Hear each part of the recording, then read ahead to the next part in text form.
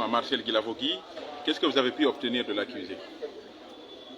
Bon, pratiquement, j'ai dit que ma dernière question, ce que j'ai obtenu de M. Marcel Guilavogui, c'est le fait qu'il a reconnu qu'il est parti au stade du 28 septembre, il a traversé la pelouse, il est parti à la tribune. Ça, c'est important pour nous, partis civils. Vous vous rappelez, le commandant Toumba avait dit que Marcel était au stade. Il a même demandé à Marcel et à ses éléments d'arrêter de tuer. Monsieur Marcel a refusé, il a continué le massacre.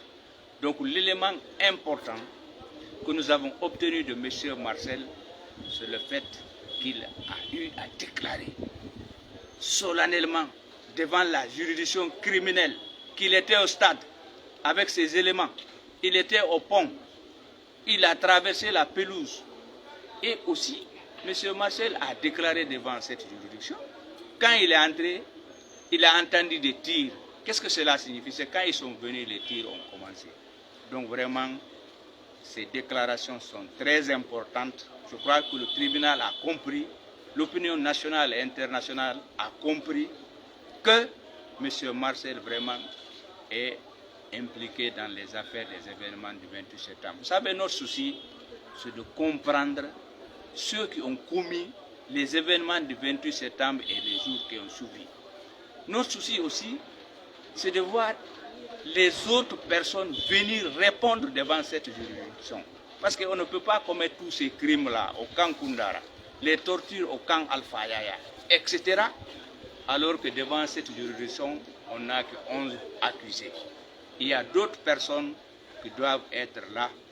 Je crois que le tribunal fera ce travail du parquet, et pour que ces personnes soient devant cette juridiction. Vous avez posé la question par rapport à une éventuelle confrontation entre Toumba et Marcel. En quoi cette confrontation est opportune? En quoi elle pourrait aider à la manifestation de la vérité? Mais dans le procès verbal du commandant Toumba de 2017, de mars 2017, Toumba déclare ceci: Marcel, arrête de tirer. Marcel, arrête de tirer avec tes éléments. Tu es influent, tu es en train de tuer les gens. Et que Marcel a refusé. Donc s'il y a la confrontation entre Toumba et Marcel, c'est qu'évidemment, la vérité va jaillir. Vous avez dit que d'autres personnes viendront répondre. Vous faites allusion à qui? Nous avons dit, nous souhaitons que les personnes qui sont impliquées dans cette affaire, je ne nomme personne, M. Marcel même a dénoncé une grande personnalité qui est là, qui a vu les camions qui avaient les corps, que les procureurs de la République prennent les dispositions pour que cette personne vienne expliquer sa part de vérité. En toute honnêteté, ce ne sont pas les 11 personnes-là seules qui ont commis les événements du 28 septembre 2009. Peut-être c'est des centaines. Donc ils n'ont qu'à dénoncer les personnes qui ont participé de près ou de loin, auteurs ou complices, pour que ces personnes-là viennent s'expliquer devant le tribunal criminel. Vous accordez du crédit aux déclarations faites par Marcel à la barre? Vous savez, monsieur le procureur lui a posé une question, voire lui a fait une observation, qu'être de bonne ou de mauvaise foi, c'est important devant un tribunal. Qu'est-ce que cela signifie? Monsieur le procureur voudrait tout simplement dire à monsieur Marcel de dire toute la vérité et être de bonne foi. Il ne peut pas dire qu'il est au stade du 28 septembre avec ses éléments, qu'il n'a pas tué.